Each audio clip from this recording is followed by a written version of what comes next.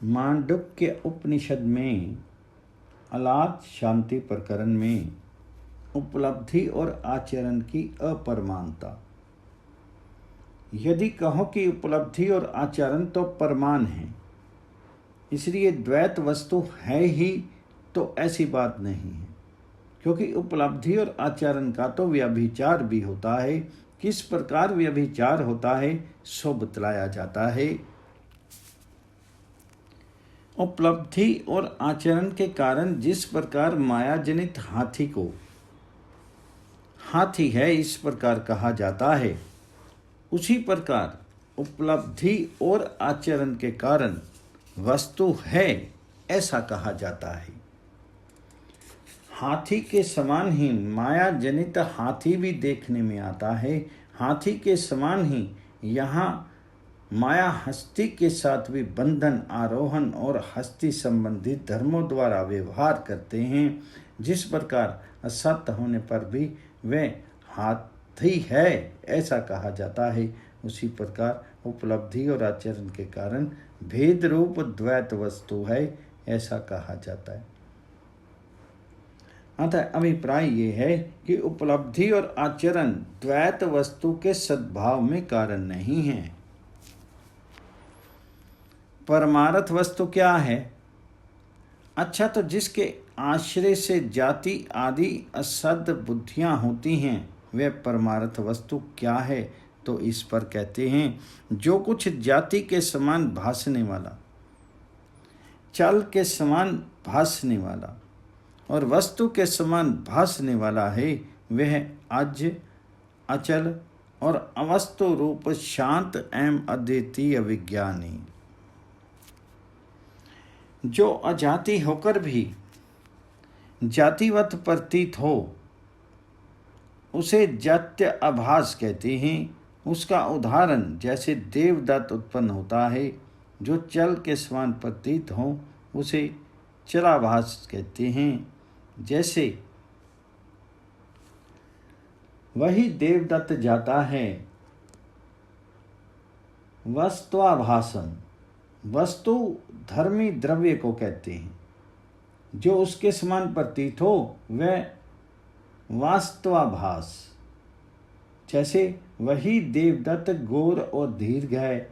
देवदत्त उत्पन्न होता है, चलता है तथा वह गोर और दीर्घ है, इस प्रकार भासता है। किंतु परमार्था जो आज अचल, अवस्तुत्व और अद्रव्यत्व भी है, ऐसा वह कौन है? इस पर कहते हैं विज्ञान अर्थात विज्ञप्ति तथा वह जाति आदि से रहित होने के कारण शांत है और इसी से अद्वय भी है, ऐसा इसका तात्पर्य है। इस प्रकार चित्त उत्पन्न नहीं होता, इसी से आत्मा अजन्मा माने गए हैं। ऐसा जानने वाले लोग ही भ्रम में नहीं पड़ते। इस प्रकार उपयुक्त हेतुओं से ही चित्त का जन्म नहीं होता और इसी से भ्रमवेताओं ने धर्म यानी आत्माओं को अजन्मा माना है। भिन्न भिन्न देहों का अनुवर्तन करने वाला होने से एक अद्वितीय आत्मा के लिए ही उपचार से धर्मा इस बहुवचन का प्रयोग किया गया है। इसी प्रकार उपयुक्त विज्ञान को अर्थात जाति आदि रहित अद्वितीय आत्म तत्व को जानने वाले बाह्य ऐशनाओं से मुक्त हुए लोग फिर विपर्याय अर्थात अविद्या रूप अंधकार के समुद्र में नहीं गिरते।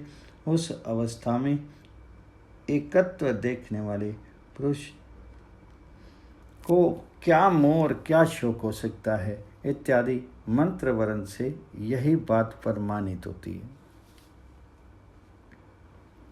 विज्ञान आभास से अलात स्फुरन का दृष्टांत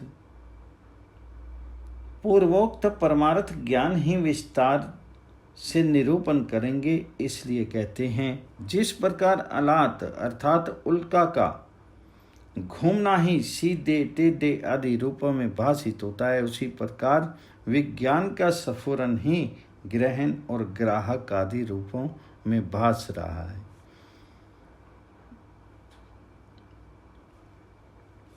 जिस प्रकार लोक में सीधे टेढ़े आदि रूपों में भासमान होने वाला अलात का स्पंद अर्थात उल्का जलती हुई बनती का घूमना ही है, उसी प्रकार ग्रहण और ग्राहक रूप से भासने वाला अर्थात इंद्रिय और विषय रूप से भासने वाला भी है।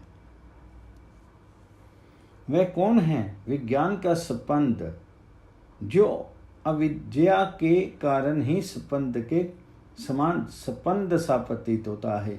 वस्तुतः अविचल विज्ञान का स्पंदन नहीं हो सकता, क्योंकि उपयुक्त श्लोक 45 में ही वह अज और अचल है, ऐसा कहा जा चुका है।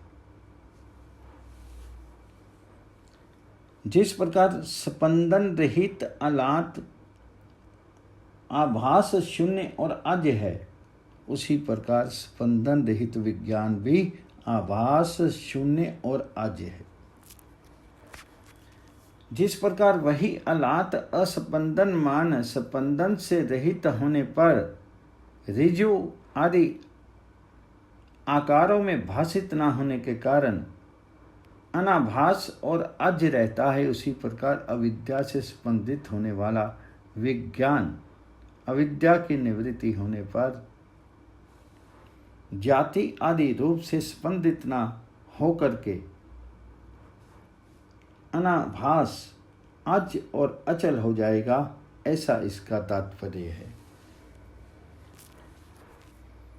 इसके सिवा अलात के स्पंदित होने पर भी वे आभास किसी अन्य कारण से नहीं होते तथा उसके स्पंदन रहित होने पर भी कहीं अन्यत्र नहीं चले जाते और न वे अलात में ही प्रवेश करते हैं।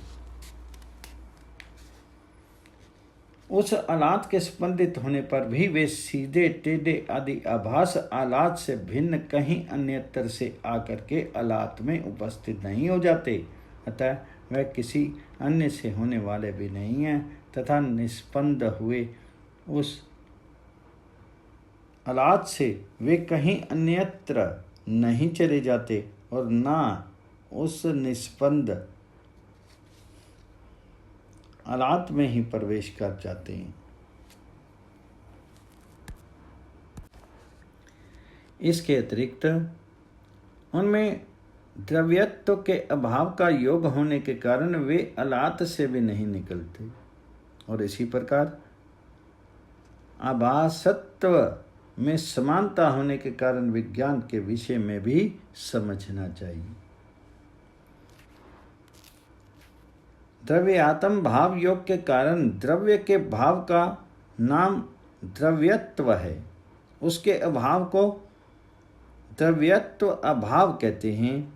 उस द्रव्यत्व भाव योग अर्थात द्रव्य तवा भाव रूप युक्ति के कारण यानी वस्तुत्व का अभाव होने से वे आभास घर आदि से निकलने के समान अलात में ही नहीं निकले, क्योंकि प्रवेश आदि होने तो वस्तु के ही समान हैं, अवस्तु के नहीं। विज्ञान में प्रतीत होने वाले जात्यादि आभास भी ऐसे ही समझने चाहिए, क्योंकि आभास की सामान्यता होने से उनकी तुल्यता है।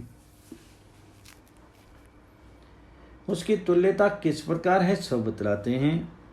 विज्ञान के स्पंदित होने पर भी उनके आभास किसी अन्य कारण से नहीं होते तथा उनके स्पंद रहित होने पर कहीं अन्यत्र नहीं चले जाते और न विज्ञान में ही प्रवेश कर जाते हैं।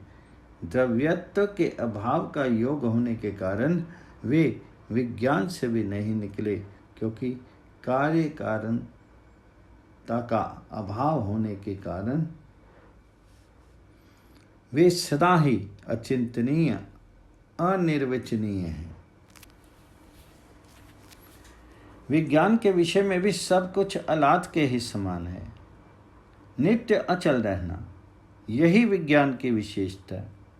अचल विज्ञान में जाति आदि आभास किस कारण से होते हैं इस पर कहते हैं, क्योंकि कार्य कारणता का अभाव अर्थात अभाव रूप होने के कारण जन्य जनकत्व की अनुपत्ति होने से वे सदा ही अचिंतनीय हैं। इन दोनों श्लोकों का सम्मिलित अर्थ यह है कि जिस प्रकार ऋजु अर्थात सरल आदि आभासों के ना होने पर भी अलात मात्र में ही ऋजु आदि बुद्धि होती देखी जाती है, उसी प्रकार जाति आदि के ना होने पर भी केवल विज्ञान मात्र में जाति आदि बुद्धि होना मिथ्या ही है। आत्मा के कार्य कारण भाव क्यों असंभव है? यह निश्चय हुआ कि एक जन्म आत्म तत्व है। उसमें जो लोग कार्य कारण भाव की कल्पना करते हैं, उनके मत में भी द्रव्य का कारण द्रव्य ही हो सकता है और वह भी अन्य द्रव्य का अन्य ही द्रव्य कारण होना चाहिए। किंतु आत्माओं में द्रव्यत्व और अन्यत्व दोनों ही संभव नहीं। अन्य द्रव्य का कारण अन्य द्रव्य ही हो सकता है, ना कि उस द्रव्य का वही। और जो वस्तु द्रव्य नहीं है, उसे लोक में किसी का स्वतंत्र कारण होता नहीं देखा, तथा आत्माओं का द्रव्यत्व अथवा अन्यत्व किसी भी प्रकार संभव नहीं,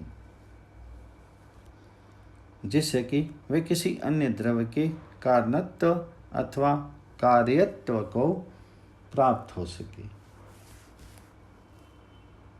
अतः तात्पर्य यह कि अद्रव्यत्व और अन्यत्व के कारण आत्मा किसी का भी कार्य अथवा कारण नहीं है। इस कारण ना तो बाह्य पदार्थ ही चित्त से हुए हैं और ना चित्त ही बाह्य पदार्थों से उत्पन्न हुआ है। अतः मनीषी लोग कार्य कारण की अनुत्पत्ति ही निश्चित करते हैं। इस प्रकार उपयुक्त हेतुओं से चित्त आत्मविज्ञान स्वरूपी है। ना तो बाह्य पदार्थ ही चित्त से उत्पन्न हुए हैं और ना चित्त ही बाह्य पदार्थों से उत्पन्न हुआ है, क्योंकि सारे ही धर्म विज्ञान स्वरूप के आभास मात्र हैं।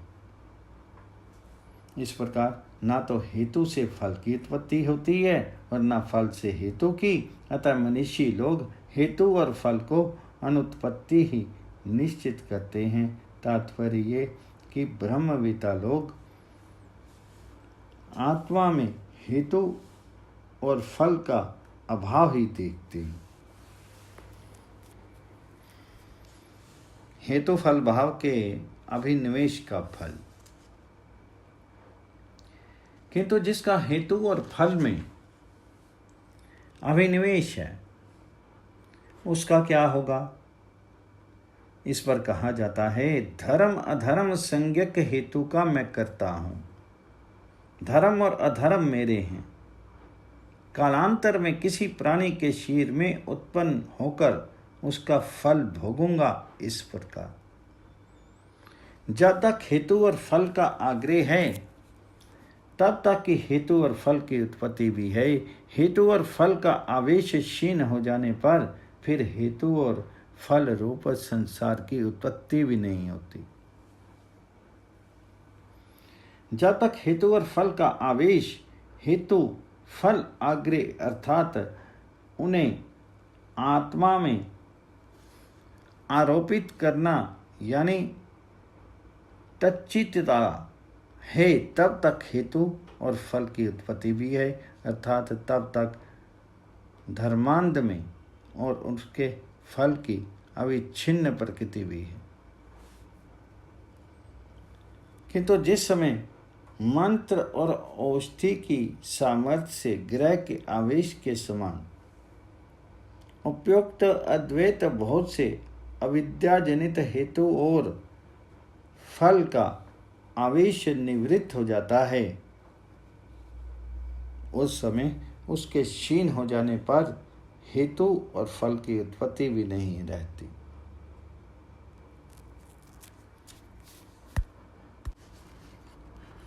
हेतु फल के अभिनिवेश में दोष। यदि हेतु और फल की उत्पत्ति रहे तो इसमें दोष क्या है? सो बतलाते हैं, जब तक हेतु और फल का आग्रह है तब तक संसार बड़ा हुआ है। हेतु और फल का आवेश नष्ट होने पर विद्वान संसार को प्राप्त नहीं होता। जब तक सम्यक ज्ञान से हेतु और फल का आग्रह निवृत्त नहीं होता तब तक संसार क्षीण न होकर के विस्तृत होता जाता है, किंतु हेतु फल अवशेष के क्षीण होने पर कोई कारण न रहने से विद्वान संसार के को प्राप्त नहीं होता। शंका, अजन्मा आत्मा से भिन्न तो और कोई है ही नहीं, फिर हेतु और फल तथा संसार के उत्पत्ति विनाश का तुम कैसे वर्णन कर रहे हो? समाधान अच्छा सुनो। सारे पदार्थ व्यवहारिक दृष्टि से उत्पन्न होते हैं, इसलिए वे नित्य नहीं हैं। परमार्थ दृष्टि से तो सब कुछ आज ही है, इसलिए किसी का विनाश भी नहीं। संवृत्त्या संवरण अर्थात अविद्या विषयक लौकिक व्यवहार का नाम संवृत्ति है। उस समृद्धि से ही सब की उत्पत्ति होती है, अतः उस अविद्या के अधिकार में कोई भी वस्तु शाश्वत नित्य नहीं है। इसलिए उत्पत्ति विनाशशील संसार विस्तृत है ऐसा कहा जाता है, क्योंकि परमार्थ सत्ता से तो सब कुछ अजन्मा आत्मा ही है। अतः जन्म का अभाव होने के कारण किसी भी हेतु या फल आदि का उच्छेद नहीं होता, ऐसा इसका तात्पर्य है। जीवों का जन्म माइक है। धर्म जीव को उत्पन्न होते कहे जाते हैं, वे वस्तुतः उत्पन्न नहीं होते। उनका जन्म माया के सदृश और वह माया भी वस्तुतः है नहीं। जो भी आत्मा तथा दूसरे धर्म उत्पन्न होते हैं, इस प्रकार कल्पना किए जाते हैं, वे इस प्रकार के सभी धर्म संवृत्ति से ही उत्पन्न होते हैं। यहाँ इति शब्द से इससे पहले श्लोक में कही हुई समृद्धि का निर्देश किया गया है। वे तत्वता परमार्था उत्पन्न नहीं होंगे, क्योंकि उन पूर्वोक्त धर्मों का जो समृद्धि से होने वाला जन्म है वे ऐसा है जैसे माया से होने वाला जन्म होता है। इसलिए उसे माया के सदृश समझना चाहिए, तब तो माया एक सत्य वस्तु सिद्ध होती है। नहीं, ऐसी बात नहीं है। वह माया भी है नहीं। तात्पर्य यह है कि माया ये अविद्यमान वस्तु का ही नाम है। उन धर्मों का जन्म माया के सदृश किस प्रकार है सो बतलाते हैं। जिस प्रकार माया में बीजों से माया में अंकुर उत्पन्न होता है और वह ना तो नित्य ही होता है और ना नाशवान ही, उसी प्रकार धर्मों के विषय में भी युक्ति समझनी चाहिए। जिस प्रकार माया में आम आदि के बीज से तन में अर्थात माया में अंकुर उत्पन्न होता है और वह अंकुर ना तो नित्य होता है और ना नाशवान ही, उसी प्रकार असत्य होने के कारण धर्मों में भी जन्म नाश आदि की योजना युक्ति है। तात्पर्य यह है कि परमार्था धर्मों का जन्म अथवा नाश होना संभव नहीं।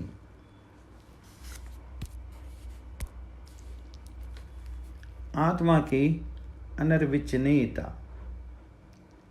इन संपूर्ण अजन्मा धर्मों में नित्य अनित्य नामों की प्रवृत्ति नहीं है। जहाँ शब्द ही नहीं है, उस आत्म तत्व में नित्य अनित्य अविवेक भी नहीं कहा जा सकता।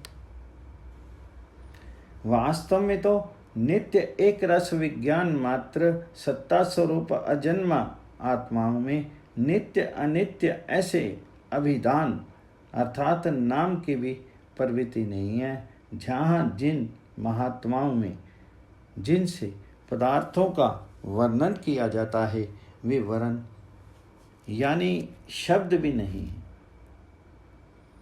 अर्थात उसका वर्णन करने के लिए प्रवृत्त नहीं होते हैं।